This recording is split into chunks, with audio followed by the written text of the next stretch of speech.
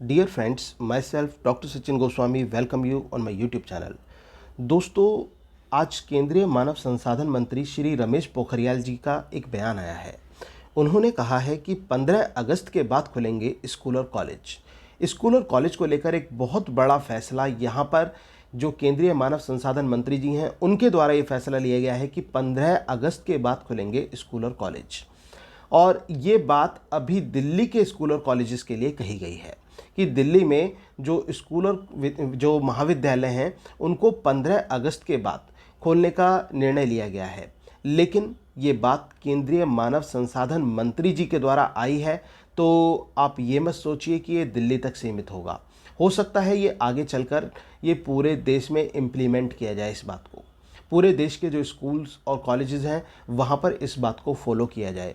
अगर इस बात को समूचे देश में फॉलो किया जाता है तो आपकी परीक्षाओं पर इसका क्या प्रभाव पड़ेगा, ये जो है हम आज विश्लेषण करने वाले हैं। तो उस विश्लेषण से पहले मैं आपके सामने ये न्यूज़ रख देता हूँ कि ये न्यूज़ क्या है। आज से खुल जाएगा पूरा देश, स्कूल व कॉलेज 15 अगस्त के बाद ही खुलेंगे।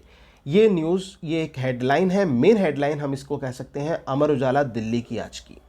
और यहाँ पर बिल्कुल क्लियर कहा गया है कि स्कूल व कॉलेज 15 अगस्त के बाद ही खुलेंगे। स्कूल और कॉलेजेस के लिए कहा गया है कि 15 अगस्त के बाद ही स्कूल और कॉलेज खुलेंगे। अब इसमें आप यहाँ पर देखिए, ये बात कही गई है कि केंद्रीय मानव संसाधन मंत्री रमेश पोखरियाल जी ने यहाँ पर स्कूल न खोलने की बात कही है। उन्होंने कहा है कि 15 अगस्त के बाद सभी शैक्षणिक संस्थान खोले जा सकते हैं। 15 अगस्त के बाद सभी शैक्षणिक संस्थान खोले जा सकते हैं, ऐसी बात केंद्रीय मानव संसाधन मंत्री श्री रमेश पोखरियाल जी ने कही है।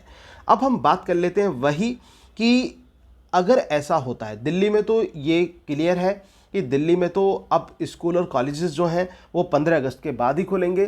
तो ये मान के चलिए कि जो परीक्षाएं हैं वो या तो ऑनलाइन के माध्यम से होंगी या फिर 15 अगस्त के बाद में होंगी।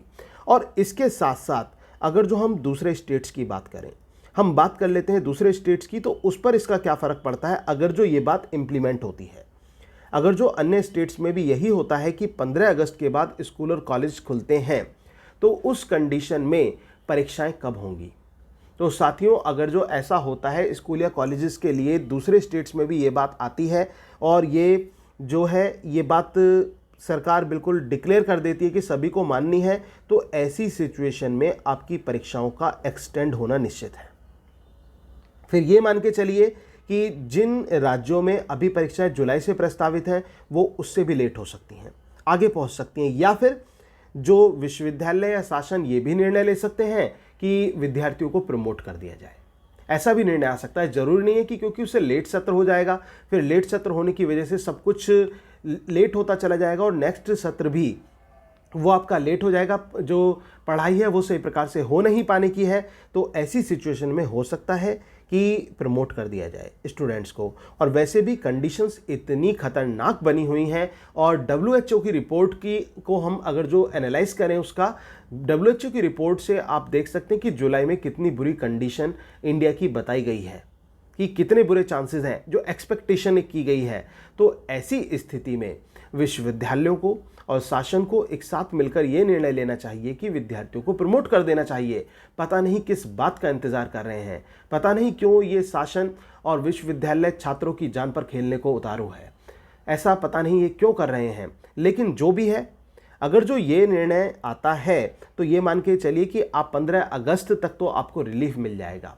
और 15 अगस्त के बाद ये एग्ज़ाम्स कराते हैं नहीं कराते हैं, क्योंकि ये बात क्लियर है कि इतना लेट अगर जो सत्र जाता है तो फिर चांसेस ये हैं कि आपकी परीक्षाएं जो हैं वो स्थगित नहीं बल्कि आपको वो कैंसिल कर दी जाएंगी और प्रमोट कर दिया जाएगा सीधा, अगर जो ऐसा होता है। लेकिन अब मैं आज की ही एक न्यूज़ के बारे में थोड़ा सा आपको बताना चाहूँगा। अभी नर्सिंग के जो कोर्स होता है, CCS यूनिवर्सिटी में नर्सिंग के कोर्स को लेकर ये डिसाइड किया गया कि कोविड-19 के चलते स्थिति ऐसी बनी हुई है, तो इंडियन नर्सिंग काउंसिल से एक मैसेज ये आया विश्वविद्यालय की तरफ कि नर्सिंग के एग्ज़ाम्स की डेट बढ़ा दी जाए, इसको अक्टूबर में कर दिया जाए। तो CCS यूनिवर्सिटी ने उसको फॉलो कर लिया और अपना भी नोटिफिकेशन जारी कर दिया कि एग्ज़ाम्स जो हैं वो अक्टूबर में कराएंगे। अब इसको एक्सटेंड कर दिया गया है, तो क्या दूसरे कोर्सेज़ को CCS एक्सटेंड नहीं कर सकता? तो ये बात देखने वाली होगी कि यहाँ पर क्या डिसीज़न यूनिवर्सिटी के द्वारा लिया जाता है। तो दोस्तों, जो सच्चाई है, जो फैक्ट है, आप भी कह रहे होंगे कि सर पता नहीं क्या क्या न्यूज़ आती रहती है, तो वास्तव में ऐसा ही है कि कुछ ना कुछ आता ही रहता है। ये हकीकत है दोस्तों, लेकिन क्या करें, स्थिति ऐसी है। अब जो भी सरकार कहती है वो हमें फॉलो करना होता है, और मेरा कर्तव्य ये है कि जो बात आ रही है कम से कम मैं वो आप तक पहुंचाऊं, ताकि क्योंकि आज के टाइम में अब क्या हो रहा है, आजकल न्यूज़पेपर भी नहीं मिल पा रहे हैं, बहुत से साधन नहीं मिल पा रहे हैं, और जो टेलीविज़न न्यूज़ होती है वहाँ पर पूरी तरह से एजुकेशनल न्यूज़ को नहीं दिखाया जाता है। तो मेरा पर्पज़ यही है कि मैं सच आपके सामने प्रस्तुत करता रहूँ, एक फैक्ट से आपको जो है यहाँ पर जानकारी देता रहूँ, फैक्ट से आपको एक तरह से रूबरू कराता रहूँ, ये मेरा उद्देश्य होता है। और मैं आपको जो भी न्यूज़ देता हूं, गुमराह करने वाली एक भी न्यूज़ नहीं देता हूं, क्योंकि आपको पता ही है कि चौधरी चरण सिंह विश्वविद्यालय में प्रवक्ता होने की वजह से, कि इसके ही एफिलेटेड कॉलेज में एक प्रवक्ता होने की वजह से मेरा फ़र्ज़ बनता है कि मैं आपको सच्चाई और सच से भरी न्यूज़ जो है वो आपके सामने लाऊं। गुमराह किसी भी प्रकार से आपको इस चैनल के माध्यम से नहीं किया जाता है। तो दोस्तों, अगर आपको मेरा ये चैनल पसंद आ रहा हो और वीडियोस अच्छी लग रही हों, तो प्लीज़ चैनल को सब्सक्राइब जरूर कर लेना, अगर आपने अभी तक भी नहीं किया है। और जब आप सब्सक्राइब करें तो बेल आइकन को प्रेस जरूर कर दें, वीडियो को लाइक, शेयर और कमेंट भी करें। Thank you very much, yours doctor Sachin.